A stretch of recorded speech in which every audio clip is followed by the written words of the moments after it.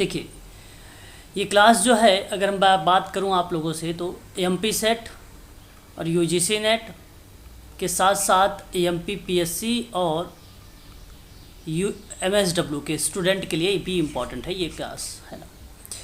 मैं बातचीत आप लोगों से कर रहा हूँ समाज कल्याण प्रशासन में, है ना। इन पर मैं बातचीत कर रहा हूँ समाज कल्याण प्रशासन में, और इसी के अंतर्गत मैंने लगभग 1 से लेकर 50 जो क्वेश्चन है वो एक वीडियो में आप लोगों को बता चुका हूँ। आप लोगों ने देख लिया भी होगा, मैंने लिंक भी आप लोगों को प्रोवाइड करा रखा हूँ, ठीक है। ध्यान में रखेंगे आप सभी लोग। और इसी क्रम में अब हम लोग आगे बढ़ेंगे और देख रहे हैं क्वेश्चन नंबर 51। कह रहा है कि के हसन संचार के 3 स्तरों का वर्णन किया है, तो निम्नलिखित में से क्या इनमें से शामिल नहीं है। और मैंने आपको पहले भी बता रखा है के हसन के बारे में कि इन्होंने 3 प्रकार के संचार के जो है स्तर हैं उनके बारे में वर्णन किया है। एक आप ध्यान रखेंगे सामवेगिक स्तर, दूसरा आप ध्यान रखेंगे सांस्कृतिक स्तर, तीसरा आप ध्यान रखेंगे बौद्धिक स्तर, ठीक है। इन 3 स्तरों में से बताइए कौन सा इनमें शामिल नहीं है। क्या आध्यात्मिक, और अगर हम बात करें आप लोगों से जी सामाजिक, ठीक है जी सर। जी सर। तो 2 और 4 किसी ऑप्शन में नहीं दिया गया। देखिए यहाँ पर ना ऑप्शन गलत आया हुआ है, ठीक है। 2 और 4 यहाँ ऑप्शन में 2 और 4 होना ज़रूरी था, इसलिए आपका ये ऑप्शन जो है 2 और 4 वाला करेक्ट होगा। ऑप्शन बेसिकली करेक्ट नहीं आया है, ठीक है। तो याद रखेंगे यहाँ पर सही जवाब जो होगा 2 और 4 होगा, 2 और 4 होगा, ठीक है। चलिए क्वेश्चन नंबर नेक्स्ट बात करेंगे 52 के बारे में। 52 हमारे सामने है कि सम्मिलित कीजिए, आपको बताना है। एक तरफ सूची 1 है, दूसरी तरफ सूची 2 दी गई है। आप बताइएगा आप लोग कि समग्रता में जो है समेकन शब्द किसको रिप्रेजेंट करता है। अभी अभी आप लोगों ने देखा भी है इसके संबंध में, तो जवाब क्या आना चाहिए आप लोगों का। निगरानी और मूल्यांकन। ओके, यहाँ आप कर रहे हैं निगरानी और मूल्यांकन। ये बेसिकली समग्रता में जो समेकन शब्द है वो समन्वय को रिलेट करता है, ठीक है। ये जवाब सही जाएगा। शासकीय और अशासकीय की बात अगर हम आपसे करें तो इसका जवाब जाएगा आपका कर्मचारी चयन में। सूचनाओं को प्रेषित करने की बात करेगा तो इसका जवाब जाएगा अभिलेखन में। संस्था की प्रगति और मापन की बात आएगी तो निगरानी और मूल्यांकन जाएगा। तो सीधा सीधा मैच किया है। क्या ऑप्शन नंबर डी को आप मिलाना सही समझेंगे। क्वेश्चन नंबर 52 का option number D is the right answer होगा। बात करेंगे क्वेश्चन नंबर 53 के बारे में। अपने मन से आप लोग जवाब दीजिएगा। प्रश्न कहता है पहला कथन पर आपको विचार करना है, इसलिए मैंने बोला है आप लोगों से कि तर्क ज़रूर करेंगे अपने मन में आप लोग कि मूल्यांकन किसी संस्था के विगत अनुभवों का अध्ययन करना और आलोचना करना। क्या मूल्यांकन के अंतर्गत ये बात शामिल है कि अनुभवों का अध्ययन हो और आलोचना जो है इसमें किया जाए। Yes sir. ये गलत है सर। पहला वाला स्टेटमेंट आप यहाँ पर कहना चाहते हैं कि ये गलत है। मैं आपको बता दूं पहला गलत नहीं है सर। मूल्यांकन के संबंध में संस्था के जो विगत होता है यानी पिछला यानी अतीत के अनुभवों का अध्ययन होता है और आलोचनाएं भी होती हैं। जैसे मैंने अतीत में कोई थ्योरीज वगैरह दिया तो आप प्रेजेंट में उसकी आलोचना कर सकते हैं, और ये मूल्यांकन के अंतर्गत एक संस्था का पार्ट बन सकता है, इसलिए आपका पहला वाला पॉइंट करेक्ट जाएगा, ठीक है। चलिए आगे बात करते हैं। यहाँ पर बी ऑप्शन कट गया है। दूसरे ऑप्शन की बात करते हैं। नेटवर्किंग एवं जनसंपर्क के माध्यम से समाज कार्य की गुणवत्ता बढ़ती है। क्या ये बात सत्य है। ये सही है सर। बिल्कुल ये बात सत्य है, इसलिए मैं आपसे कहूँगा कि अब ऑप्शन आपका सी वाला कट गया, या तो ए होगा या तो फिर डी होगा, दोनों में से कोई एक ऑप्शन होने वाला है।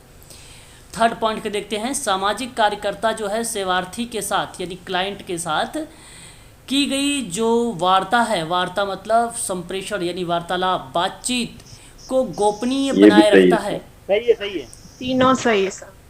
बिल्कुल, यहाँ पर ये भी स्टेटमेंट सत्य हो जाएगा। तो मैं अब ऑप्शन नंबर ए को काट दूंगा और ऑप्शन नंबर डी का चुनाव कर लूँगा। और आपका डी ही करेक्ट जवाब था। प्रश्न बहुत सरल था, केवल प्रश्नों को आप लोगों को मन से अच्छे से पढ़ना है, उसके बाद जवाब देना है। अभी अभी हम लोगों ने पिलग्रांट वो होता है, अनुदान होता है, इसके बारे में अभी हम लोगों ने जिक्र किया था। तो आप मुझे ज़रा बताइए कि यह एक वित्तीय सहायता है जो संघीय कार्यक्रम का हिस्सा है, यस या नो? नो। ओके, आप कह रहे हैं कि गलत है ना? नहीं सर, सही है सर ये। प्रश्न हमारे सामने है कि वह कौन सा कथन है जो असत्य है, ढूंढना है हमें। ठीक है, देखिए डी संघीय वाला। कार्यक्रम तो है, लेकिन इस कार्यक्रम के साथ साथ सर एक राज्य भी जुड़ता है। राज्य भी जुड़ता है, जब भी केंद्र या संघ की बात होगी तो राज्य श्योर जुड़ेगा, ये बात मैंने आपको बताया भी है। तो मैं आपसे कहूँगा कि पहला ही स्टेटमेंट गलत आ गया है ना, पहला ही स्टेटमेंट गलत आ गया है, क्योंकि इन्होंने संघीय कार्यक्रम का हिस्सा बना दिया है, और जो कि संघीय कार्यक्रम का हिस्सा नहीं है, इसलिए मैं आप सबसे कहूँगा कि यह स्टेटमेंट को आप गलत करिए। ठीक है, ये स्टेटमेंट को आप गलत करिए और यही आपका जाएगा आपका सही। बट ये है किसके संबंध में, मैं आपको बता दूं, यह एक सब्सिडी है। पहली बात नोट करिएगा, पॉइंट, पहली बात, यह एक सब्सिडी है। अच्छा, सब्सिडी का मतलब जानते हैं आप लोग क्या होता है? एक सब्सिडी, या आप ये समझ लीजिए कि सरकारी प्रोत्साहन, सिंपल शब्दों में सरकारी प्रोत्साहन एक प्रकार का सरकारी व्यय है जो अर्थव्यवस्था को स्थिर करने के उद्देश्य से व्यक्ति और परिवार के साथ साथ व्यवसाय के लिए लक्षित होता है। इसके बारे में बात करता है ये सब्सिडी। तो कहने का मेरा भाव ये है आप लोगों से कि संघीय सरकार उन छात्रों के लिए प्रदान करती है जिन्हें कॉलेज के लिए भुगतान करने की आवश्यकता होती है। तो संघीय पेल अनुदान असाधारण वित्तीय आवश्यकता वाले छात्रों तक सीमित है, जिससे अपनी पहली स्नातक डिग्री अर्जित ना की हो, उनके लिए ये दिया जाता है एक प्रकार से अनुदान। तो मैं आपसे कहूँगा यहाँ केवल एक शब्द लिखने की वजह से गलत हो गया है, और वो केवल एक शब्द ये है कि संघीय कार्यक्रम। संघीय सरकार के साथ साथ जब यहाँ पे राज्य सरकार को थोड़ा सा मेंशन करता तो मैं इस बात को कहता कि ये करेक्ट है। सन 1965 में उच्च शिक्षा अधिनियम के द्वारा ये लाया गया था। ध्यान रखिएगा, ये संघीय वित्त पोषित अनुदान ऋण की तरह नहीं है कि उन्हें चुकाने की आवश्यकता नहीं है, इस बात को भी आप ध्यान रखें। या एक प्रकार से अगर हम आप लोगों से जिक्र करें तो यह कार्यक्रम कम आय वाले परिवार के स्नातक छात्रों की सहायता करता है, एक प्रकार से सहायता देता है। तो पहला स्टेटमेंट गलत है। दूसरा कहता है कि फार्मूला अनुदान गणितीय आधार पर तय होता है क्या, जो मैंने LIC वाला एक सिंपल बताया था एग्जाम्पल। फिर उसके बाद हाँ, दूसरी बात करते हैं स्टाइल पेड की एक तरह की अनुदान श्रेणी होती है। ध्यान रखेंगे आप सभी लोग इसके बारे में भी। ठीक है, स्टाइल पेड यहाँ शब्द है और ये आप सब के लिए इम्पॉर्टेंट होगा। और यह स्टाइल पेड क्या होता है आपको बता दूँ, यह भी एक प्रकार का जो है अनुदान की श्रेणी में ही आता है। स्टाइपेड आप कह लीजिए, या स्टाइफंड जो शब्द आता है उसको कह लीजिए, या आप वजीफ़ा कह लीजिए, या आप छात्रवृत्ति कह लीजिए। इस तरीके के नाम से हम लोग जो है इसको रिप्रेजेंट करते हैं। स्टाइफंड का नाम सुना है? स्टाइफंड का नाम सुना है किसी लोगों ने? सर नाम तो सुना है सर। बस वही है जहाँ भत्ता क्या होता है उसके बारे में बात की जा रही है। भत्ता क्या होता है उसी के बारे में बात की जा रही है। इस चीज़ को आप लोग ध्यान रखिएगा। जब कोई मालिक या सरकार किसी कर्मचारी को वेतन के अतिरिक्त अन्य कोई शुल्क या भुगतान करता है तो वह किसी विशेष खर्च के लिए किया जाता है। तो यह खर्च चाहे उस व्यक्ति का हो या फिर किसी सरकारी काम को करवाने के संबंध में राशि प्रदान की जा रही हो, तो उसी को हम लोग स्टाइफंड का नाम देते हैं। दूसरी बात करते हैं यहाँ पे कि सहयोग के अंतर्गत केवल वित्तीय सहायता ही प्रदान की जाती है। देखिए यहाँ मैंने आपसे कहा कि जब सदैव और केवल ऑप्शन आते हैं गलत आते हैं। फिर यहाँ पर जो केवल शब्द दिया गया है सहयोग के अंतर्गत में, तो इसने वित्तीय सहायता लिखा है और यह स्टेटमेंट आपका करेक्ट जाएगा, गलत नहीं होगा। ठीक है, ऑप्शन नंबर आप ढूंढ लीजिए कौन सा करेक्ट जाएगा यहाँ पे, बताइए एक बार। सर ए। ओके ओके ओके ओके, अच्छा इसमें कोट नहीं दिया गया, मैं सोचा कोट है। ऑप्शन आपका ए करेक्ट जाएगा, हाँ कोट नहीं था इसमें। ठीक है, आगे बढ़ेंगे। क्वेश्चन नंबर 55 जी। क्या अगर सही होगा? जी ए सही है सर, नहीं यहाँ ए गलत है, ए ऑप्शन नहीं, गलत है जी। सहयोग के अंतर्गत केवल वित्तीय सहायता प्रदान की जाती है, जब वित्तीय बिल्कुल होगा तो सर, सही होगा। ये आपको जो सवाल देखिए, अब यही समझने वाली बात है। अब आपने बड़ा अच्छा काम किया है, अगर नहीं बहुत बच्चे नहीं समझ पाए हैं तो मैं इसको भी समझा देता हूँ। आपके मन में आ रहा होगा कि सहायता करने के लिए कई पार्ट हो सकते हैं, राइट है, करेक्ट है, लेकिन यूजीसी कहता है आपसे ये कि प्रश्न में मैं अनुदान से बात कर रहा हूँ, वित्तीय सहायता से बात कर रहा हूँ, वित्तीय सहायता से बात कर रहा हूँ, तो मैं दूसरी बात क्यों सोचूं? कहने का तात्पर्य ये है। अब ये भी आज ध्यान रख लीजिए आप लोग कि जब यूजीसी कोई प्रश्न करेगा तो उसके ऑप्शन के आधार पे बात करना होता है हमें। अब अगर यहाँ पे कूट होता तो ये गलत होता, डी ऑप्शन, है ना, क्योंकि सहयोग के लिए कोई ज़रूरी थोड़ी कि वित्तीय सहायता ही हो।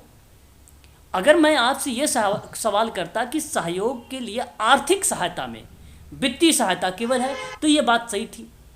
भाई आर्थिक के परिप्रेक्ष्य में केवल अगर लिख रहा है तो गलत नहीं है ना, बिल्कुल सही जाएगी बात की नहीं, बताइए एक बार, करेक्ट होगा। और लेकिन जब इसने आर्थिक शब्द नहीं लिखा है तो इसने केवल वित्तीय सहायता लिखा, तो इसका मतलब ये हुआ कि चारों ऑप्शन में वित्तीय सहायता शब्द यूज किया है ना। प्रश्न का पैटर्न ऐसे भी होता है आपके तर्क ऊपर। मैंने कहा है आप लोगों से कई बार कि आप लोग तर्क जरूर किया करें, हैं। यहाँ आपका ऑप्शन जो है पहला जाएगा, यहाँ केवल आपका, तो फिर यहाँ पे करेक्ट मान लिया जाएगा, है ना, ऑप्शन नंबर पहला सही, क्योंकि ये असत्य ढूंढना था, असत्य पहला है, असत्य का मतलब गलत। क्वेश्चन नंबर 55, अब जरा ध्यान दीजिएगा।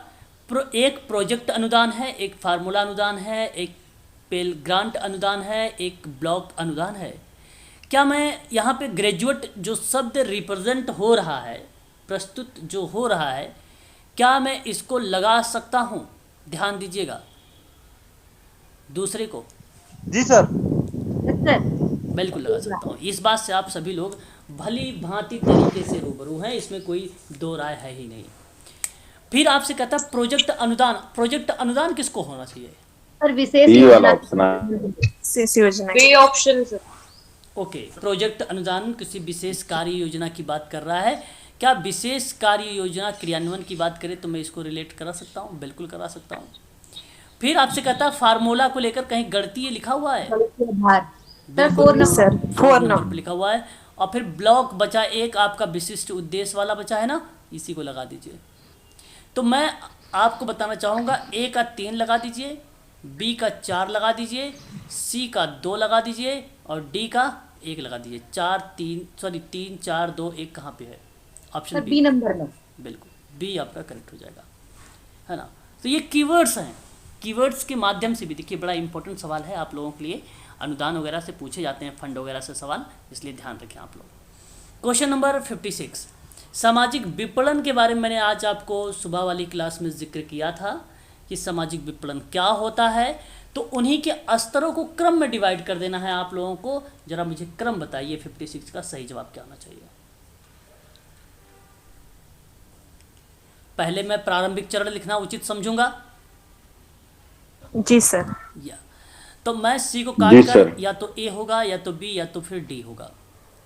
दूसरी बात पे अगर मैं करता हूं आप लोगों से, तो उसके बाद आपको रिप्रेजेंट करना है क्षेत्र को, और फिर उसके बाद विकास को, और लास्ट में एक कीवर्ड ध्यान रख लीजिएगा, जब भी कभी चरण में आएगा तो ट्रिक है ये, अंत में वो शब्द हमेशा क्रियान्वयन आएगा, मूल्यांकन आएगा, आकलन आएगा, निगरानी आएगा, ठीक है, अवलोकन आएगा।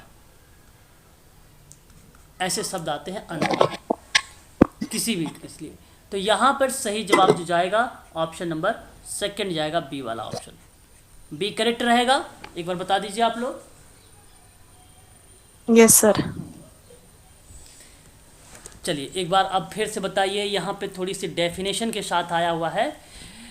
आपके सामने कूट दिए गए, सूची दी गई है, आपको सूची के आधार पे चयन करना है ना।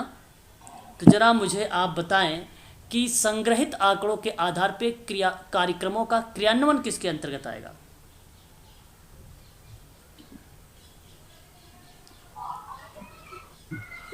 सर बजट एवं क्रियान्वयन प्रक्रिया। निगरानी एवं मूल्यांकन।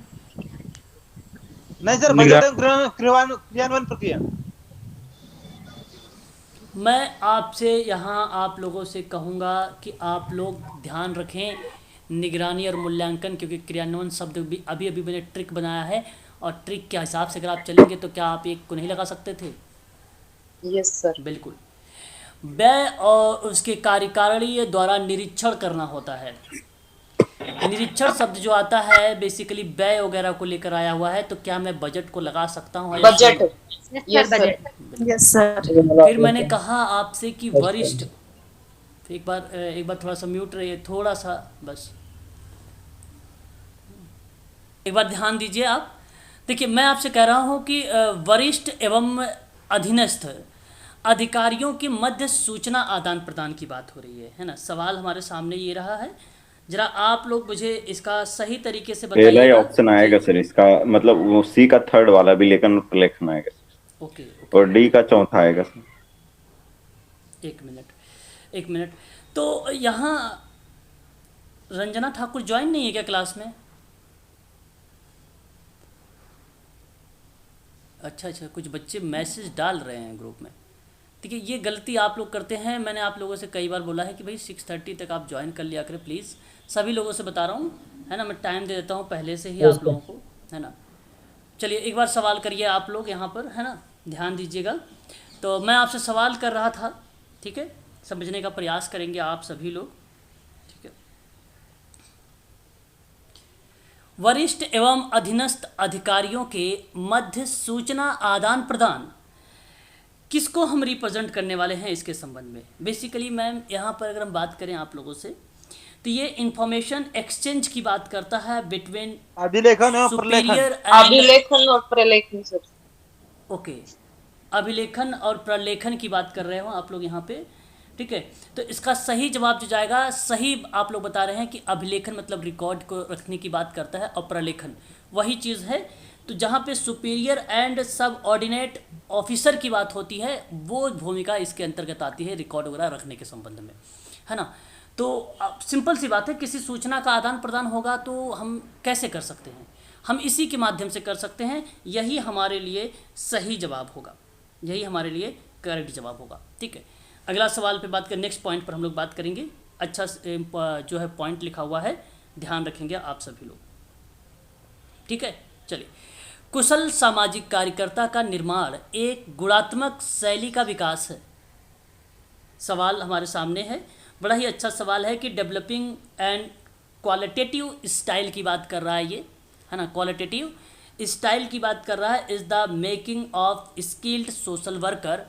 तो हम इसको रिप्रेजेंट करेंगे ट्रेनिंग को लेकर, है ना, इफेक्ट ऑफ ट्रेनिंग को लेकर, यानी प्रशिक्षण का प्रभाव को लेकर। तो मैं यहाँ पे सीधा सीधा क्या मिला सकता हूँ, बताइए एक बार सभी लोग। भाई जाहिर सी बात है कि अगर कोई कुशल सामाजिक कार्यकर्ता कोई भी चीज़ अगर स्किल का निर्माण करता है ना, स्किल का, तो जाहिर सी बात है वो ट्रेंड होगा, है ना। उसके प्रभाव पर, ट्रेनिंग का जो प्रभाव है उस पर भूमिका होती है। तो सही जवाब ऑप्शन नंबर आपका पहला जाएगा यहाँ पर, ठीक है। सीधा सीधा सारे मैच हो रहे हैं। चलिए अगला सवाल बात करेंगे, क्वेश्चन नंबर हम लोग 58 के बारे में। अच्छा सवाल हमारे सामने ये भी है 58 का, ठीक है। सवाल हमारे सामने है कि सामुदायिक सहभागिता दीर्घकालीन प्रभाव। पहला पॉइंट आपको ढूंढना है यहाँ पे कि कौन सा सही सम्मिलित नहीं दिया गया है, कौन सा आपको सम्मिलित नहीं किया गया है। बड़ा ही इजी सा सवाल है, सिंपल सा सवाल है। That community participate has a long term impact की बात करता है, प्रभाव की बात करता है, दैट इज़ राइट। तो इसलिए मैं आपसे कहूँगा कि जो पहला पॉइंट है यह आपका करेक्ट है, ट्रू है, रॉन्ग नहीं है। इस चीज़ को आप लोग खासकर ध्यान रखेंगे। बात क्लियर है? एक बार स्पष्टीकरण करें, मैं दूसरा पॉइंट पढ़ता हूँ फिर। Yes sir. बिल्कुल। स्थानीय समूहों का संस्थाकरण, परियोजनाओं का क्रियान्वयन। बहुत ही इजी सा सवाल है हमारे सामने। ये एक प्रकार से जो इंस्टीट्यूट है, ठीक है, इंस्टीट्यूट्स ऑफ लोकल ग्रुप की बात हो रहा है, और यहाँ बात की जा रही है परियोजनाओं का क्रियान्वयन को लेकर, यानी इम्प्लीमेंट की बात हो रही है, और इम्प्लीमेंट ऑफ प्रोजेक्ट की बात हो रही है। तो मैं आपसे कहूँगा कि स्थानीय समूह का जो संस्थाकरण है वो परियोजनाओं को क्रियान्वयन में भूमिका होती है। ये भी आपका करेक्ट है, ये भी आपका करेक्ट है ना। अब बात करेंगे हम लोग 4 पॉइंट को, ठीक है, ये भी ध्यान रखेंगे, ये भी हमारे लिए इम्पोर्टेंट है ना। स्थानीय सरकार एवं विभाग की सहभागिता आकलन में सुधार, है ना। तो अच्छा सवाल हमारे सामने है। इसका मतलब है कि इम्प्रूवमेंट इन असेसमेंट की बात कर रहा है ये, और of participation of local government and department, है ना। तो क्या मैं ये बात कह सकता हूँ कि स्थानीय सरकार और विभाग की जो सहभागिता होती है वो आकलन में सुधार के लिए होती है? बिल्कुल ये बात करेक्ट रहेगा, ये आपकी सत्य माने जाएगी, गलत नहीं होगा आपका यह पॉइंट, है ना। अगर वहीं मैं नेक्स्ट पॉइंट पर बात करता हूँ आप लोगों से, सामुदायिक वकालत, सामाजिक मुकदमों की सुनवाई करना। बहुत ही अच्छा सवाल हमारे सामने, ये भी पॉइंट दिए गए हैं। कम्युनिटी एडवोकेसी की बात की जा रही है, कम्युनिटी एडवोकेसी की बात की जा रही है, जहाँ पर हियरिंग सोशल केसेस की बात हो रही है। तो क्या ये बात करेक्ट होगा यहाँ पे? बताएं भाई। सामुदायिक वकालत जो है सामाजिक मुद्दों की सुनवाई करेगा, सामुदायिक वकालत, कम्युनिटी गलत है ये sir. Hearing social cases, social. देखो मैं बताऊं आपको, ये जो मुकदमा लिखा हुआ है ना, ये पता है किसको रिप्रेजेंट कर रहा है? ये रिप्रेजेंट कर रहा है केस वर्क को। किसको? केस वर्क को। तो मैं आप लोगों से कहूँगा यहाँ पे सही जो जवाब जाने वाला है, जो ऑप्शन आपका करेक्ट जाने वाला है, यही जाने वाला है, सही वाला, ठीक है। क्वेश्चन नंबर 59, सभी लोग ज्वाइन होना। जी सर। चलिए बात करते हैं नेक्स्ट पॉइंट पर। जरा ध्यान दीजिएगा आप लोग, यहाँ पर सम्मिलित करना है हमें, है ना। नियोजन है, समन्वय है, ट्रेनिंग यानी प्रशिक्षण है, अभिलेख और प्रतिलेख है ना। तो अगर मैं आप लोगों से बात करूं तो ध्यान दीजिएगा आप सभी लोग, यहाँ पर इम्पॉर्टेंट पॉइंट हैं, इनको आपको ध्यान भी देना चाहिए। सवाल भी अच्छा है, इम्पॉर्टेंट है, हो सकता है हम लोगों से पेपर में पूछ लिया जाए। तो मैं आपसे कहूँगा कि जो नियोजन की प्रक्रिया है वह एक बौद्धिक प्रक्रिया है, वह एक बौद्धिक प्रक्रिया है। इस चीज़ को आप लोग ध्यान रखेंगे, है ना। Option B sir. तो अगर मैं आपसे यहाँ पर बात करूँ तो आप देखिए पहले का दूसरा मैच हुआ है, इसलिए ए और सी को काट दीजिए। समन्वय किसको रिप्रेजेंट करने वाले हैं आप जरा बताएंगे? क्या कोऑर्डिनेट किसको रिप्रेजेंट करता है? क्या टकराव की समाप्ति को हम कह सकते हैं? Yes sir. सर बिल्कुल आप कह सकते हो टकराव की समाप्ति, और यही आपका करेक्ट माना जाएगा। टकराव की समाप्ति, इसका मतलब समझते हैं आप लोग? कॉन्फ्लिक्ट रिसोल्यूशन की बात होता है एक प्रकार से, है ना। तो ये एक प्रकार से कोऑर्डिनेट में आती है भूमिका। और एक बात आता है ट्रेनिंग। अब बताइए जरा, ट्रेनिंग क्या हम सेवार्थी के मनोभावों को समझने के लिए करते हैं? मनोभावों को समझने के परिप्रेक्ष्य में आएगा, बिल्कुल सही आएगा। और जब बात करेंगे अभिलेख और प्रतिलेख का, क्या मैं ये बात कह सकता हूँ कि प्रतिवेदन सृजन में सहायक होगा? बिल्कुल सही होगा। तो क्या मैं ऑप्शन आपको बी बता सकता हूँ? बिल्कुल बता सकता हूँ, B is the right answer. B ही आपका करेक्ट जवाब होगा। चलिए क्वेश्चन नंबर 60 देख लीजिए। बहुत ही आसान सा सवाल है, असंगत है, आपको गलत ढूंढना है। अभिलेख और प्रतिलेख में किसी भी समाज कल्याण प्रशासन का एक प्रमुख घटक माना जाएगा। राइट होगा या रॉन्ग होगा? सही है, बिल्कुल बात सही कर रहे हैं आप लोग, ये सत्य है। फिर कहता है कि सामाजिक विपणन का उद्देश्य है कि ऐसे व्यवहारों को प्रभावित करता है जो व्यक्तियों और समुदायों को अधिक लाभान्वित करता है, यानी ये भी बात आपकी करेक्ट है, सत्य है।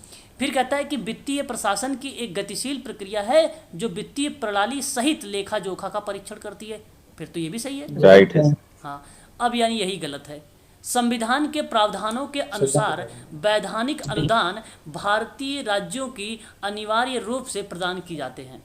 देखो ये तो कंपलसरी नहीं है, ये तो कंपलसरी नहीं है। ये बात भी मैंने आप लोगों को अनुदान के परिप्रेक्ष्यों में जब आपसे जिक्र कर रहा था कितने टाइप के अनुदान होते हैं, तो वहाँ मैंने आप लोगों से जिक्र किया था। देखिए बेसिकली आपको बता दूं, भारतीय संविधान में भी अनुदान सहायता का उल्लेख किया गया है ना, ये बात आप जानते हैं। अनुच्छेद जब 275 की बात करते हैं आप, तो उसमें साफ शब्दों में कहा गया कि ज़रूरतमंद जो राज्य के लोग हैं वहाँ पे वैधानिक आर्थिक सहायता प्रदान की जाएगी। तो भारतीय संविधान के अनुसार दो प्रकार के अनुदान बताए गए, एक बताए गए वैधानिक अनुदान और एक बताया गया विशेषाधिकार अनुदान। और जो वैधानिक अनुदान था वो 275 के अंतर्गत आता था। उसमें केवल ज़रूरतमंद राज्यों को भारत को संचित निधि के अंतर्गत अनुदान दिया जाएगा। अब प्रश्न यहाँ पे था कि वैधानिक अनुदान सभी राज्यों को जो है अनिवार्य रूप से प्रदान किया जाएगा। ये बात तो ठीक थी, लेकिन ये अकॉर्डिंग लगा दिया, इस वजह से ये गलत हो गया। इस वजह से ये प्रश्न क्या हो गया, गलत हो गया। अगर यहाँ पे लिखना चाहिए था, फिर क्या यहाँ पे लिखना चाहिए था कि संविधान के अनुच्छेद 275 275 ये लिखता तो सही होता, अदरवाइज यहाँ पे गलत हो गया, इसलिए ऑप्शन नंबर डी करेक्ट हो जाएगा। एक बार बताइए, करेक्ट समझ में आया ये सवाल? जी सर। Yes sir. अब देखिए आपके सामने चार एक ऑप्शन मिलते हैं। आप लोगों ने देखा होगा सोशल वर्क का अगर पेपर, तो वहाँ पे ऐसे ही कुछ प्रश्न मिलते हैं। एक प्रश्न दिया होता है, उसमें कथन कारण दिए होते हैं और हमें क्या करना पड़ता है, कथन कारण को ध्यान से पढ़ना होता है। तो उसी के आधार पे ये चार ऑप्शन है, जरा मैं एक बार बोल देता हूँ, आप लोग उसको ध्यान में रखिएगा। पहला ऑप्शन कहता है ए आर दोनों सही होगा। कथन को ए कहा जाता है, कारण को आर बोला जाता है, तथा कहता है कि आर ए की सही व्याख्या करेगा। दूसरा ऑप्शन कहता है कि ए आर दोनों सही हैं, फिर वो कहता है कि परंतु आर ए की सही व्याख्या नहीं होगा। यानी ऑप्शन नंबर ए में व्याख्या होगी, ऑप्शन नंबर बी में व्याख्या नहीं होगी। ऑप्शन सी कहेगा कि ए सही होगा किंतु आर गलत होगा। वहीं डी ऑप्शन कहेगा आपसे कि ए गलत होगा किंतु आर सही होगा। जरा एक प्रश्न करके देखिए, 61 नंबर हमारे सामने है। कहता है कि वैधानिक अनुदान के अंतर्गत केवल जरूरतमंद राज्यों की सहायता दी जाती है, क्या ये करेक्ट है? अभी अभी मैंने बताया। Yes sir. Yes sir. Yes sir. ठीक है, अगर मैं इसको सही कर देता हूँ, ठीक है। फिर आपसे कहता है कारण में कि इस प्रकार के अनुदान के लिए वित्त आयोग मुख्य आधार होता है, क्या ये बात करेक्ट लग रही है आपको? यस सर, सत्य है। Yes sir. बिल्कुल सत्य है। Option A sir. आपका ये 17 और किसी बच्चे ने बोल दिया कि ऑप्शन नंबर ए सही जाएगा और सही दिया आपने जवाब। इसका मतलब ये हुआ कि जो आर था वो कथन का यानी ए का सही तरीके से व्याख्या किया है, इसलिए आपका ऑप्शन ए करेक्ट हो जाएगा। इसमें अगर हम बात करें, अगर ये प्रश्न आपको कंफ्यूज करता, देखिए प्रश्न तो मैं बता दूं ये लगते हैं लोगों को बड़े इजी और ये बड़ा टफ प्रश्न होता है, मैं सही बता रहा हूँ आप लोगों को। सोशल वर्क में यदि आपकी जो प्रश्न गलत होते हैं, आप अगर अपने आंसर की उठा के देख लीजिए तो आपको ज़्यादातर 90% मैं बता रहा हूँ बच्चों की असफलता का रीज़न में इस टाइप के प्रश्नों की एक अहम भूमिका होती है। तो ध्यान रखिएगा, मैंने कीवर्ड्स बता रखा है, क्योंकि लगा दीजिएगा अंतिम में, और क्योंकि जब लगाएंगे तो अगर सही तरीके से उसकी व्याख्या बनेगी तो आप क्या कर दीजिएगा, उसको व्याख्या में रख दीजिएगा। अगर लाइनें अलग लगाएंगी तो उसको आप क्या कर दीजिएगा, व्याख्या नहीं करिएगा। तो मैं दो ट्रिक बताता हूँ इस प्रश्न में, आप थोड़ा ध्यान दीजिएगा, समझ लीजिएगा। देखिए पहला मैं करता हूँ ट्रिक के माध्यम से। प्रश्न हमारे सामने ये वाला है 61 का, कहता है कि वैधानिक अनुदान के अंतर्गत केवल ज़रूरतमंद राज्यों को सहायता दी जाती है। तो मैंने कहा भैया क्यों दी जाती है, तो आपने कहा यहाँ पर व्याख्या कर रहे हो आप जैसे ये समझिए कि मैं आपसे एग्ज़ाम में सवाल कर रहा हूँ, तो आप यहाँ पर सोचिएगा क्यों लगा रहा है मुझे, क्योंकि और रोहन सर ने यहाँ पे क्यों पूछा है, तो आप लगाइएगा तुरंत क्योंकि इस प्रकार के अनुदान के लिए वित्त आयोग की मुख्य आधार भूमिका होती है। That is right. देखो सही तरीके से सेंटेंस बैठा है, इसलिए इसकी व्याख्या हो गई। अच्छा दूसरी बात सर, मेरे पास नेटवर्क जी सर मेरे पास नेटवर्क प्रॉब्लम कर रहा है। आप क्लास खत्म हो जाए सर तो ग्रुप में लिंक सेंड कर दीजिएगा। श्योर बिल्कुल बिल्कुल सर, हर क्लास का मैं सेंड करता हूँ। ऐसा कोई क्लासेस नहीं होता है कि जो मैं नहीं करता, सबको करता हूँ हर क्लास। चलो कोई बात नहीं, आपको भेज दूँगा। दूसरा तरीका, दूसरा ट्रिक हमारे सामने। दूसरा ट्रिक ये है, आपने कहा कि वैधानिक अनुदान के अंतर्गत जरूरतमंद राज्यों की सहायता दी जाती है और ये बात सत्य है। आप ये सोचना है आपको कि ये जो वैधानिक अनुदान के अंतर्गत ज़रूरतमंदों की बात हो रही है, क्या इसमें इसमें जो वित्त आयोग है, क्या इसकी भूमिका है? कीवर्ड्स कारण में वित्त आयोग है, केवल हमें आर में एक कीवर्ड ढूंढना है और मुख्य बिंदु, जिसको हम लोग बोलते हैं मुख्य बिंदु ढूंढना है। और मुख्य बिंदु क्या है? वित्त आयोग है। और क्या वित्त आयोग ऊपर वाली लाइन को व्याख्या कर सकता है? बिल्कुल कर सकता है, इसलिए आपका ये करेक्ट हो जाएगा। आप कभी ये मत सोचिएगा कि यहाँ पे अनुदान लिखा है तो यहाँ पर भी अनुदान लिखा है और मैं लगा देता हूँ ए वाले पर व्याख्या हो जाएगी, ये गलत हो जाएगा। यहाँ तो ये अपवाद है अगर इस तरीके के क्वेश्चन मिले हैं तो, ट्रिक के हिसाब से मैं बात कर रहा हूँ, तब भी मत ट्रिक लगाइएगा ऐसे में, क्योंकि ये प्रश्न आपको 100% बता रहा हूँ गलती होगी इसमें। और ऐसा इसके आधार पे नहीं होता है प्रश्न, इसके जिस तरीके से मैं बताया हूँ इसके आधार पे नहीं होता है ना। जो मैंने ट्रिक बता रहा था उसके आधार पे बेसिकली बनाया जाता है। या तो आपको पता हो कि ये वित्त आयोग का जो मुख्य आधार है ये बेसिकली ज़रूरतमंद राज्यों की सहायता करने के लिए होता है। यदि आपको पता है तो सही तरीके से यहाँ पर व्याख्या कर सकते हैं।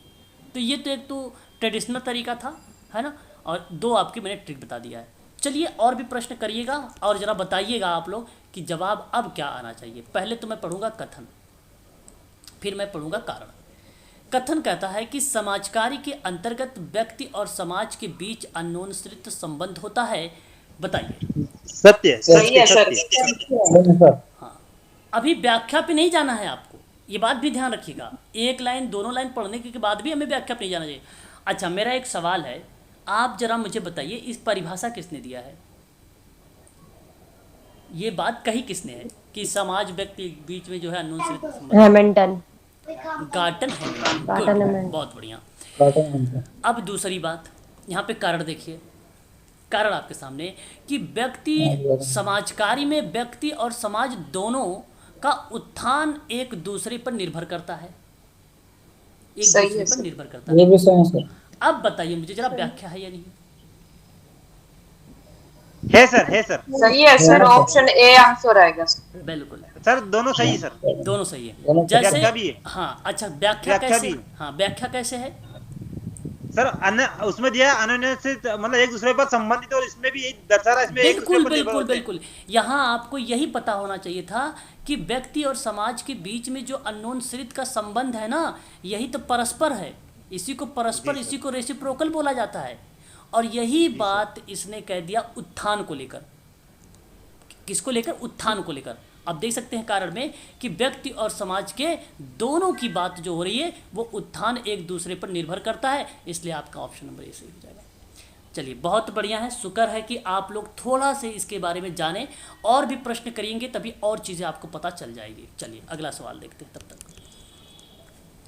क्वेश्चन नंबर 63 कहता है कथन में सामाजिक कार्यकर्ता सेवार्थी के विरुद्ध, आप बात को समझिएगा, विरुद्ध का मतलब अपोजिट। अब आप अपने सामने जब भी पेपर का सवाल दें जवाब उसका, तो आप अपने आप को रखिए सामाजिक कार्यकर्ता, यानी मैं सेवार्थी के विरुद्ध, यानी कोई सेवार्थी आपके सामने है, ठीक है, उसके विरुद्ध बिना किसी इजाज़त के गोपनीय तथ्यों का उजागर नहीं कर सकता है। क्या ये बात? सही है बिल्कुल सर। सत्य है सर।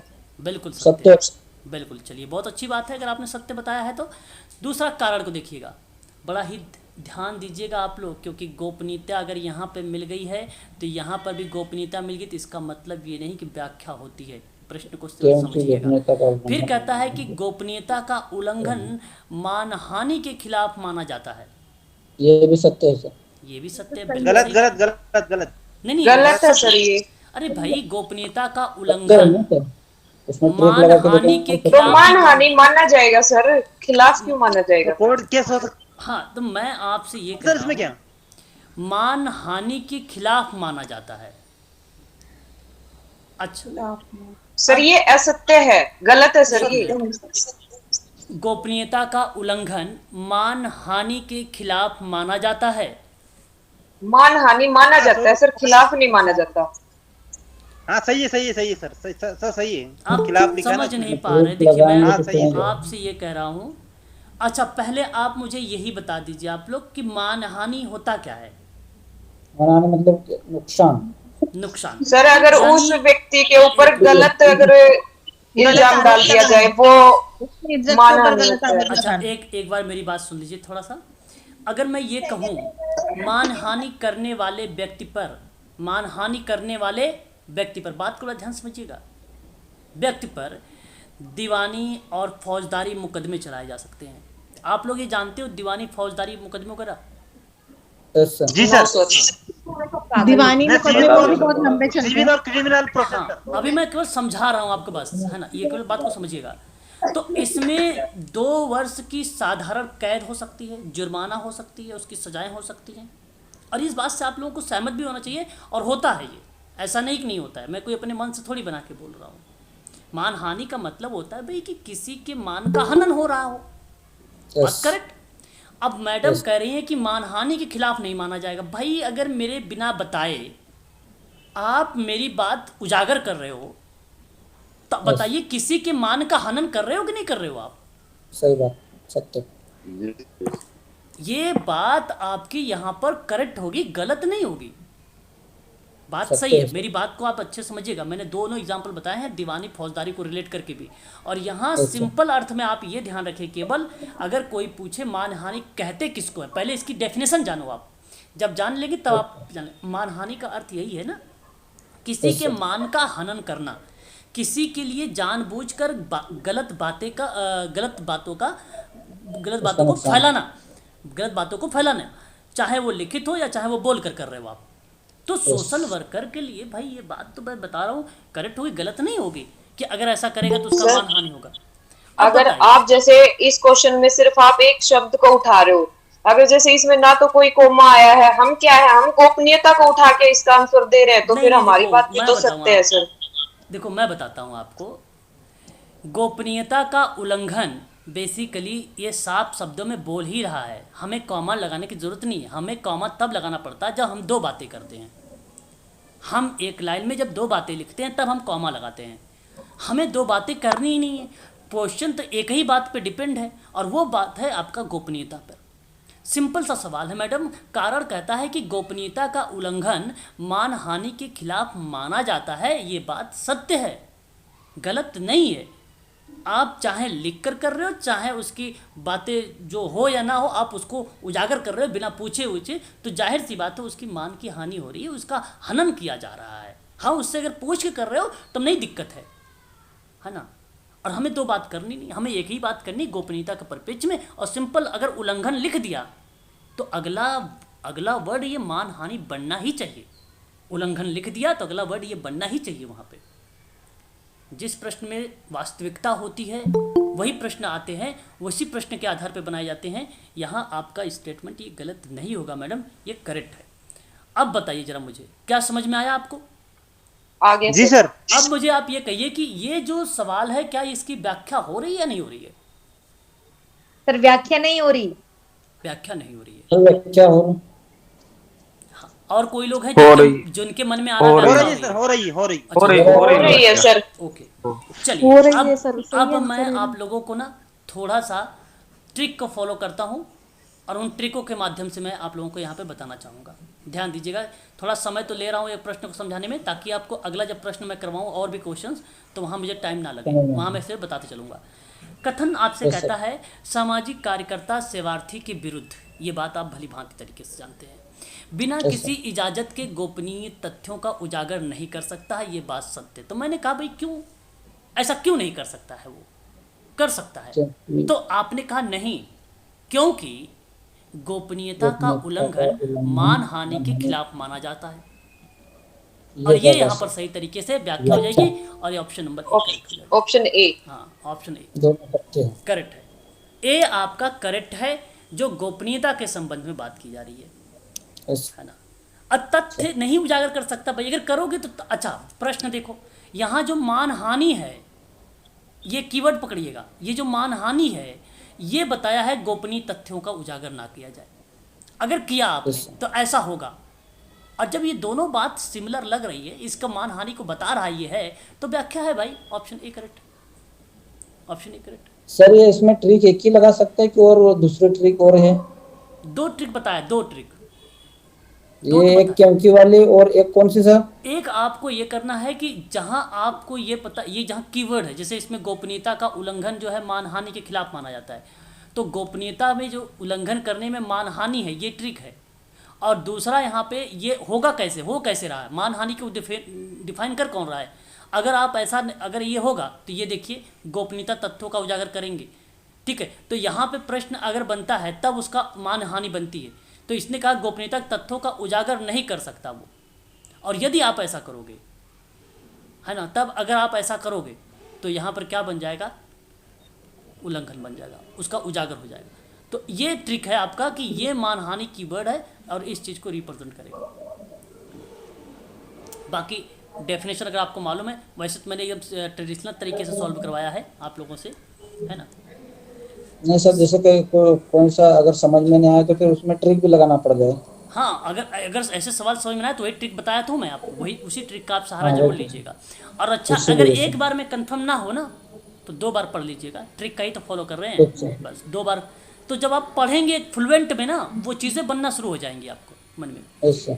दूसरी बात करता हूँ, समन्वयात्मक या समन्वय आपसी टकराव को रोकने में प्रासंगिक भूमिका निभाती है। क्या ये बात सत्य है? सत्य सर, जी सर, बिल्कुल सही है सर। सत्य सत्य। आप देखिए, नियोजन विकास की भावी रणनीति का निर्धारण करता है। जी सर, ये भी यस सर, ये भी सही है सर। आप बताइए क्या व्याख्या? ए वाला आएगा सर। नहीं नहीं, नहीं, व्याख्या नहीं व्याख्या नहीं करता। हो रही है। चलो बहुत व्याख्या बढ़िया, नहीं। बहुत बढ़िया, व्याख्या नहीं हो रही है, गुड। क्योंकि यहाँ पे समन्वयात्मक अपने टकराव को रोकने में प्रासंगिक भूमिका निभाता है, ये बात सत्य है। और क्योंकि नियोजन विकास की भावी रणनीति को निर्धारित करता है। देखिए कुछ बैठा सेंटेंस, दोनों अलग अलग सर, दोनों अलग अलग हाँ सेंटेंस। वही मैं कह रहा हूँ। अगर आप 2 बार पढ़िए, आप इसको मन में पढ़िए थोड़ा सा, नहीं बैठेगा, सेंटेंस ही नहीं बैठेगा, है ना। तो इसलिए आपका यहाँ पे ट्रिक फॉलो हो, ट्रिक चाहते हो ट्रिक भी फॉलो कर सकते हो, अदरवाइज आपको अगर पता है तो आप उस तरीके से भी कर सकते हो। इसलिए इसका बी ऑप्शन जाएगा, बी ऑप्शन जाएगा। आगे बढ़ें, अगला सवाल तो सर जी, अगला सवाल 65। कार्यक्रम स्थिरता दाताओं के अभाव में कमजोर हो जाती है। कार्यक्रम नहीं सर, असत्य असत्य असत्य। असत्य, है सर। बिल्कुल। यहाँ जो आप कहना चाह रहे हैं भाई, आप सिंपल सी बात करिए कि जो कार्यक्रम अगर स्थिरता है तो दाताओं के अभाव में कमजोर हो जाती है। बताइएगा, सोच विचार के कोई भी प्रश्न का जवाब दें आप लोग तो बढ़िया रहेगा। सत्य है, सत्य है। सत्य है सर, मैं सत्य एक सही बार है फिर से सर। पढ़ूंगा। कार्यक्रम स्थिरता दाताओं के अभाव में कमजोर हो जाती है। असत्य।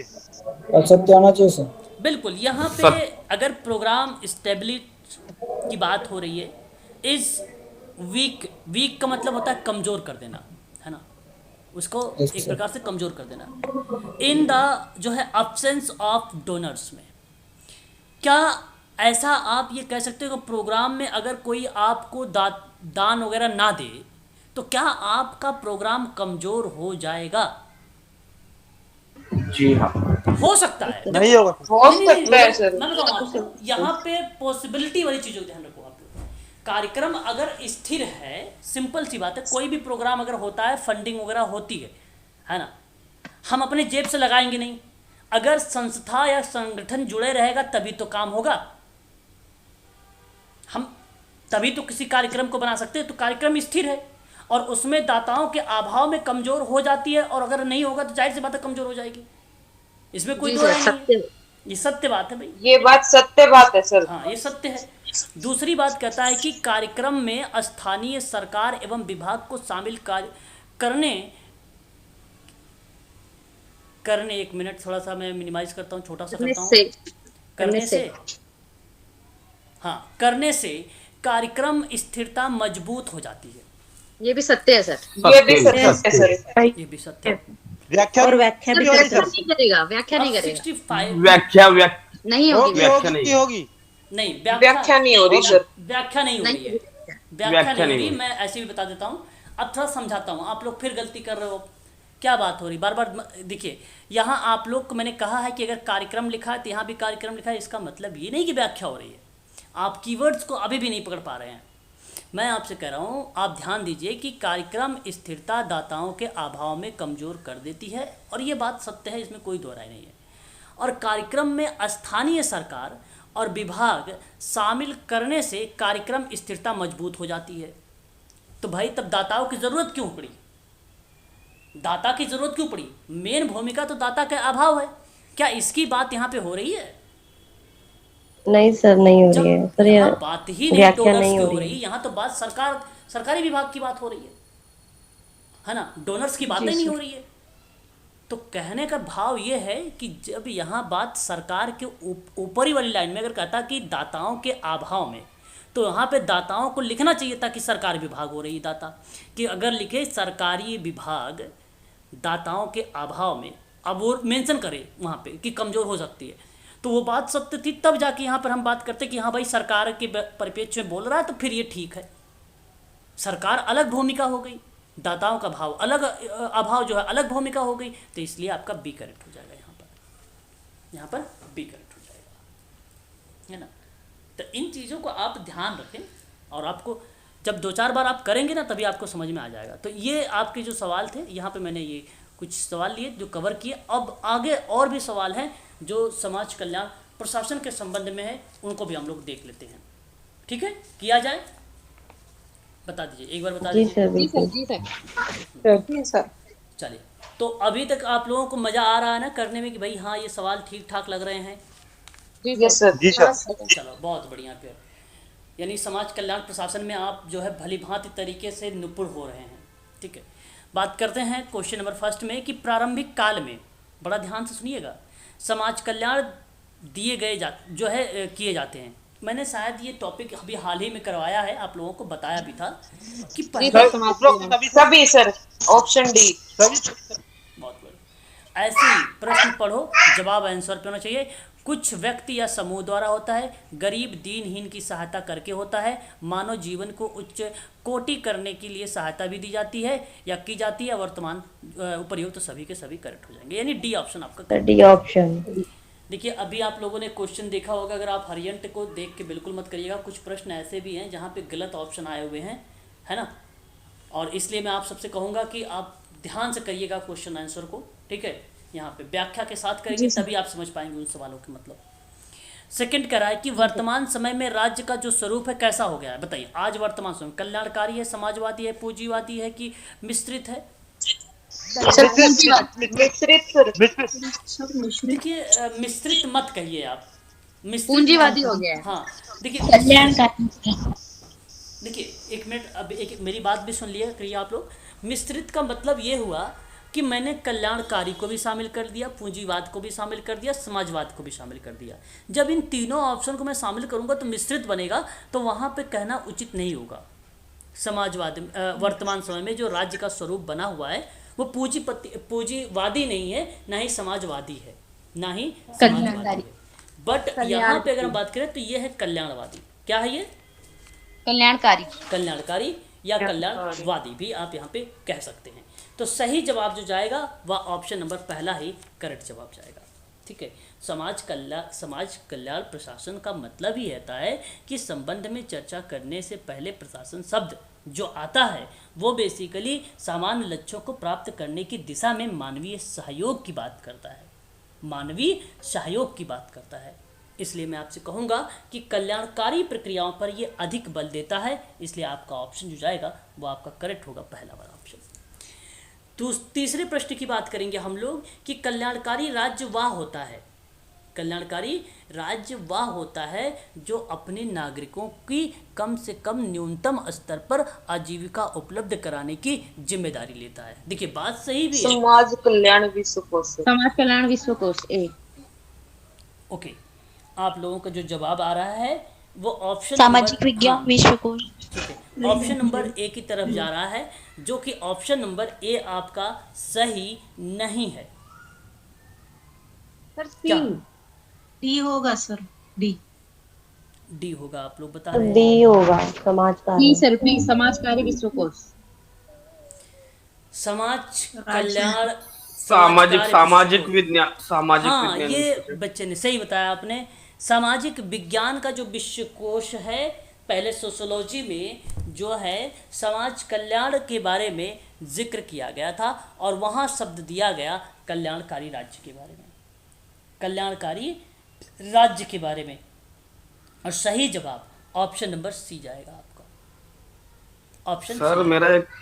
सर मेरा एक सवाल था, जो पहला क्वेश्चन है, प्रारंभिक काल में समाज कल्याण किए जाते थे, यानी कि प्रारंभिक काल में गरीब दीनहीन की सहायता करके किए जाते थे ना?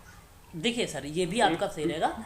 गरीब दीनहीन की सहायता की जाती करके करते थे, कुछ व्यक्ति और समूह के द्वारा भी करते थे, मानव को उच्च कोटि करने के लिए सहायता भी देते थे।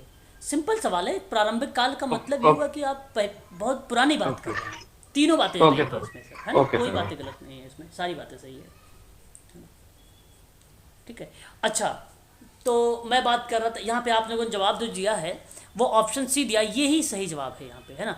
तो नागरिकों को कम से कम न्यूनतम स्तर की जो आजीविका उपलब्ध कराने की जिम्मेदारी लेता है ना, वो सामाजिक विज्ञान विश्वकोश के अंतर्गत कहा गया कि ये भाई कल्याणकारी राज्य को परिभाषा करता है, ये प्रकार से परिभाषित करता है। ये बात हमारे सामने जब ये सवाल आता है, कहता है कि जब दो या दो से अधिक व्यक्ति किसी कार्य को संपन्न करने में सहयोग करते हैं तो ऐसी स्थिति की या ऐसी स्थिति में अवधारणा उभर कर हमारे सामने आ जाती है। तो क्या वो अवधारणा जहाँ जब दो या दो से अधिक व्यक्ति किसी कार्य को संपन्न करने में सहयोग कर रहे हैं, तो ऐसी कंडीशन को कल्याण कहोगे, प्रशासन कहोगे कि सहयोग कहोगे कि सभी कहोगे? सहयोग सर। सभी कहेंगे। शासन की सभी होगा सर। सहयोग। सहयोग सर। प्रशासन। देखिए सर, यहाँ सभी तो गलत है, सभी नहीं कह सकते हम। कल्याण कहेंगे। सहयोग सहयोग सहयोग फिर नहीं, हेल्प हो गया, एक प्रकार से मदद हो गई। देखिए, जब हम दो या दो से अधिक व्यक्ति किसी कार्य को संपन्न कर रहे हैं, दो व्यक्ति या दो से अधिक, मान लो ग्रुप हो सकता है ना, उसकी मदद कर रहे हैं, ऐसी कंडीशन जानते हैं कहाँ आती है? एडमिनिस्ट्रेशन कल्याण नहीं, वेलफेयर नहीं, एडमिनिस्ट्रेशन में आती है। कोई काम, जैसे अब मैंने आपको एक सेवार्थी लिया, अब सेवार्थी के अंतर्गत मैंने मैनेजमेंट का काम किया, सवाल मैनेजमेंट का है और प्रश्न कहा है कि दो या दो से अधिक, तो मैंने कहा भाई उसकी ज़रूरत है फिजियोथेरेपी की, एक स्पीच थेरेपी की क्लाइंट की ज़रूरत है, दो योगा की ज़रूरत है, तीन स्पेशल एजुकेटर की ज़रूरत है, चार बिहेवियर मॉडिफिकेशन की ज़रूरत है, पाँच। तो बन तो गए ये सारी अवधारणाएं। ये प्रशासन का ही पार्ट है, ये बनाता कौन है? एडमिनिस्ट्रेशन ही तो बनाता है। यहाँ सही जवाब option number B, option number B होगा, है ना? सहयोग नहीं होगा, सहयोग नहीं होगा। बात करते हैं किस विद्वान का ये कथन है कि प्रशासन की कला लक्ष्यों को प्राप्त करने के लिए अनेक लोगों का निदर्शन, समन्वय और नियंत्रण देता है। आपको पता होना चाहिए। क्वेश्चन नंबर 5, लूथर गुलिक। ओके, लूथर गुलिक नाम आप लगा रहे हैं। मुझे मालूम है कि आप लोगों ने सीधा निदर्शन, डायरेक्शन को पकड़ा है, समन्वय को पकड़ा है और नियंत्रण को पकड़ा है, जिनमें से दो शब्द तो साफ शब्दों में बताता है कि ये लूथर गुलिक के हैं। लेकिन ये मैं जादुई सूत्र की बात मैं नहीं कर रहा हूँ, पोस्ट कार्य की, है ना? मैं पोस्ट कार्य की बात नहीं कर रहा हूँ आप लोगों से। मैं बात कर रहा हूँ प्रशासन की कला लक्ष्य को प्राप्त करने के लिए अनेक लोगों का निर्देशन, समन्वय, नियंत्रण। एल डी वाइट 1948 में इन्होंने जो है उद्देश्यों को प्राप्त करने के लिए अनेक लोगों का निर्देशन, समन्वय और नियंत्रण करने के परिप्रेक्ष्य में लिया था। ऑप्शन नंबर आपका पहला करेक्ट रहेगा। ईयर बताना सर एक बार। 1948 में एचबी ट्रेकर की किताब का नाम बताइए कोई बच्चा। Social group principal and practice. शाबाश, क्या बात है। आगे बात करेंगे। नेक्स्ट सवाल, समाज कल्याण प्रशासन एक आवश्यकता है जिसके माध्यम से संपन्न किया जाता है सामाजिक सेवाओं को, सामाजिक नीतियों को, ए और बी को, इनमें से कोई नहीं। अच्छा सवाल, क्वेश्चन ए और बी सर, दोनों सर। बिल्कुल, यहाँ सी आप कह रहे हो। देखो, समाज कल्याण प्रशासन एक आवश्यकता है जिसके माध्यम से सामाजिक सेवा और सामाजिक नीतियाँ की जाती हैं, है ना? ऑप्शन नंबर सी सही जाएगा। बढ़िया जवाब दिया आप लोगों ने। सवाल हमारे सामने आ गया है परिभाषा को लेकर। इसमें एक परिभाषा बड़ी इंपॉर्टेंट रही है, अभी मैं बात भी करूँगा आप लोगों से जॉन किडना की, फिर भी आप यहाँ पर ज़रूर ध्यान रखेंगे सभी लोग एक एक करके। सामाजिक नीति सामाजिक सेवाओं के रूप में रूपांतरण की एक प्रक्रिया होती है जिसके माध्यम से समाज सेवा को नीति में रूपांतरित कर देता है। ये सवाल कई बार आया हुआ है। सामाजिक सेवाओं को किसमें? सर जॉन नीति में किडना ही होगा इसका। तो ऐसे में ये नीतियों का ऑप्शन संशोधन जॉन सुझाव के किडना। अनुभवों का प्रयोग होता है तो निम्न में से किस विद्वान का नाम आता है? क्वेश्चन नंबर 7 का सही जवाब क्या जॉन होना सी चाहिए? किडनी। Sir John kidney. बिल्कुल। और आपको बता दूं ये प्रश्न आप लोगों ने देखा है कि नहीं देखा, पहले बताइए आप लोग। पेपर देखा है सर। देखा है, ये आता देखा है। है सर। हाँ, ये आता है। बस नीति को रूपांतरण याद रखना सामाजिक सेवा में, याद रहेगा हमेशा। क्वेश्चन 8 है, समाज कल्याण प्रशासन को उन क्रियाकलापों में सहायता प्रदान करने और आगे बढ़ाने में योगदान देने के रूप में परिभाषित किया जा सकता है जो किसी सामाजिक संस्था द्वारा प्रत्यक्ष सेवा करने के लिए अनिवार्य है। युक्त कथन का किस विद्वान का होगा? Dunham, Friedlander, Freeman, John C Kidney. Friedland. जन्म टैक्स सेवा। सही जवाब डनहम। डनहम ने बताया है उन क्रियाकलापों में बेसिकली सहायता प्रदान करने के संबंध में आगे बढ़ाने के योगदान में जहां पर जिक्र होती है सामाजिक संस्था प्रत्यक्ष सेवा के रूप में। सामाजिक संस्था प्रत्यक्ष सेवा के, तो सामाजिक सेवा, सामाजिक संस्था, प्रत्यक्ष सेवा याद रखें, ये शब्द डनहम के हैं। प्रारंभ में समाज कल्याण का विकास किसके नाम पर संपन्न हुआ था? शुरुआत में जो समाज कल्याण था उसका विकास किस नाम से शुरू हुआ था, यह संपन्न किया जाता था? तो बताइए धर्म के नाम पर, अभावग्रस्त, कल्याण के नाम पे सर। दान कल्याण, दान धर्म के नाम पे। ओके, धर्म के नाम पे। अभावग्रस्त के नाम पे। करेक्ट जवाब धर्म, बहुत बढ़िया, गुड। धर्म के नाम पे। क्योंकि प्रारंभ में थोड़ी ना कल्याण था, ये तो बाद में प्रक्रिया आई ना कल्याण और सशक्तिकरण वगैरह। तो पहले जी सर। दान वाली प्रक्रिया थी और दान में ही ये फिर चीजें कल्याण प्राचीन की समय में आएगी ही बाद तो वो में। धर्म वगैरह की रिलेट कराया जाता था, है ना, वही चीजें थी वो। तो धर्म के नाम पर बात हुई थी, प्रारंभ में समाज कल्याण का विकास हुआ था धर्म के नाम पर। ठीक है, ऑप्शन आपका पहला कर दिया। कल्याण अब चल रहा है ना? ठीक है, अब जी सर। किन विद्वानों के प्रयास से समाज कल्याण प्रशासन का विकास हुआ? जॉन हवर्ड, एलिजाबेथ फ्राई और जॉन जोसेफ बटलर, या सभी? सभी सर सभी, उपरोक्त सभी। बिल्कुल। यहाँ आप ध्यान दीजिएगा, आप सभी लोग, नाम आपको बता दूं, John Howard, Elizabeth Fry, Josephine Butler जैसे समाज सुधारकों ने इन्हीं के प्रयास से सामाजिक सहायता के संदर्भ में समाज कल्याण प्रशासन का विकास हुआ था। और ये बात आपकी करेक्ट है, ये सभी का नाम आता है, ऑप्शन नंबर डी, है ना, डी। 19वीं सदी अभी हाल ही की बात है, आप लोगों को मैंने पढ़ाया भी है, याद आ रहा होगा, राजा राम मोहन राय वगैरह का नाम वगैरह, है ना। तो किस आंदोलन ने समाज कल्याण प्रशासन में समन्वय को बढ़ावा दिया था? दान संगठन, कल्याण संगठन, सुधार संगठन, या सभी? सभी ने सर। ओके, 11 नंबर का सवाल का जवाब आप सभी दे रहे हैं, परंतु 19वीं सुधार शताब्दी संगठन। में सुधार संगठन। Option B. Okay, C, D D. Okay, चलिए, आप लोगों के जो विचार अब आ रहे हैं बड़े ही अजीबो गरीब आ रहे हैं, लेकिन मैं आपको बताना यहाँ पे चाहूँगा, क्योंकि ये हमारे सामने सवाल ही ऐसा पूछ लिया है कि 19वीं सदी के दौरान की, और 19वीं सदी के दौरान में आपको ध्यान रखना है क्या? सामाजिक सुधार के उपाय, है ना, सामाजिक सुधार के उपाय। ऑप्शन नंबर आपका जो सुधार संगठन है इनकी भूमिका है, इसलिए मैं आपसे कहूँगा कि ऑप्शन नंबर बी करेक्ट होगा।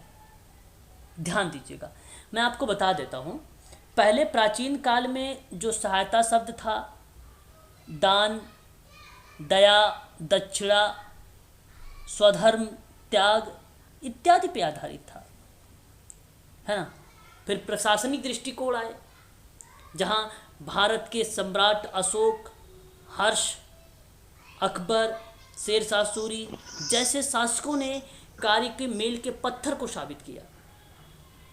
अब उसी के बाद जस्ट जब जिक्र हुआ सामाजिक सुधार आया 19वीं शताब्दी में, जहां सती प्रथा पे रोक, विधवा एवं पुनर्विवाह की अनुमति का मुख्य उद्देश्य बनाया गया। एक प्रकार से 1829 और 1856 में 2 बार अधिनियम पारित किए गए। फिर स्वतंत्रता के बाद 1953 में केंद्रीय समाज कल्याण बोर्ड की स्थापना हुई, एक स्वायत्त संस्था थी, है कि नहीं? तो मैं आपसे कहूँगा ऑप्शन नंबर बी का लगाइए आप लोग। ठीक है। भारतवर्ष में व्यक्तियों की सहायता किन आधार पर की जाती है? ऑप्शन सी, ए और बी दोनों। सी सर, ए और बी दोनों। सही। प्रशासनिक दृष्टिकोण में जरा बताइए, अभी भी मैंने नाम लिया है, भारत के कल्याण प्रशासन के किन शासकों ने संबंधित है? अशोक, अकबर, अशोक अशोक अशोक, हर्ष, अकबर। सभी ने सर। जी, डी डी ऑप्शन डी। हाँ जी। हाँ। 14 नंबर का सवाल, स्वतंत्रता के बाद समाज कल्याण को बढ़ावा देने के लिए केंद्रीय समाज कल्याण बोर्ड की स्थापना कब की गई? 1953। 1953 सर। बहुत बढ़िया। 12 अगस्त, क्वेश्चन नंबर 15 है, 12 अगस्त यहाँ पे आप लिख सकते हैं, केंद्रीय समाज कल्याण बोर्ड की स्थापना हुई थी। 1953 को केंद्रीय समाज कल्याण बोर्ड नामक एक स्वायत्त संस्था की स्थापना हुई डैश पंचवर्षीय योजना के दौरान। प्रथम सर, पहले। एक लास्ट सवाल ले लीजिए आज के लिए बस, है ना। किस प्रधानमंत्री के काल में सामाजिक सुरक्षा विभाग की स्थापना विधि मंत्रालय के? इंदिरा गांधी। सही जवाब लाल बहादुर शास्त्री होंगे सर। प्रधानमंत्री काल में सामाजिक सुरक्षा विभाग की 1985 में हुई थी ना सर ये तो? कौन सी सामाजिक सुरक्षा विभाग? हाँ सर, 1985 बताया था शायद आपने। महिला एवं बाल विकास मंत्रालय सर, 1985। सामाजिक न्याय सुरक्षा विभाग की स्थापना है ना 1964 जी। कौन से सन में हुई? कौन सा? महिला एवं बाल विकास मंत्रालय 1985 है सर, है ना। और सामाजिक सुरक्षा, हाँ, और सामाजिक सुरक्षा विभाग जो है 14 जून 1964 है। 14 जून 1964 है ना सर? हाँ जी। तब तो सर लाल बहादुर शास्त्री थे। हाँ, 1900, यही आपका करेक्ट रहेगा, 1900 जो है सी वाला। ठीक है, चलिए आज के लिए बस इतना ही रखिए आप लोग, है ना। बाकी कल आपकी क्लासेस जो आपकी रहेगी, एक क्लास रहेगी कल आपकी 10 बजे सुबह में 10 AM, ठीक है। और उसके बाद एक क्लास आपकी 6:30 रहेगी, एक क्लास 8:30। ये तो जो शेड्यूल बना हुआ है इसके आधार पे क्लास रहेंगी, इसमें कोई 8:30 में होगी ना अभी क्लास? आज मत करिए, आज संडे है, आज थोड़ा सा आप लोग भी रेस्ट कर लीजिए, है ना, आज मत करिए, ठीक है। और फिर उसके बाद जो है आप लोगों का कल चलेगी यूनिट नंबर 6 हो गया ना, 7, कल 7 चलाया। 6 में अगर कोई किसी को डाउट वगैरह होगा तो ग्रुप में मैसेज छोड़िए, मैं आपको कंटेंट वगैरह भी दे दिया हूँ, उसके भी डाउट में क्लियर कर दूंगा, है ना। 6 सर एक्सेस दे दीजिए सर 6 यूनिट का मुझे सर, लिंक का। दे तो दिया सर, PDF वगैरह के लिए। नहीं सर वो दे दिया आपने, लेकिन वो एक्सेस मांग रहे ना उसमें सर, तो आप थोड़ा अप्रूवल देना आपको। नहीं समझ पाया मैंने, क्या बोले आप? वो मेल पे एक मैसेज आता ना सर। अच्छा, रिक्वेस्ट सेंड कर दूं आपको? ओके, मैंने सर एक्सेस ले ली थी आप। ओके मैंने ठीक, अभी बस वही कर देता हूँ, रुक जाइए, ठीक है ना। सभी का कर देता हूँ जो बच्चे किए होंगे, ठीक है ना।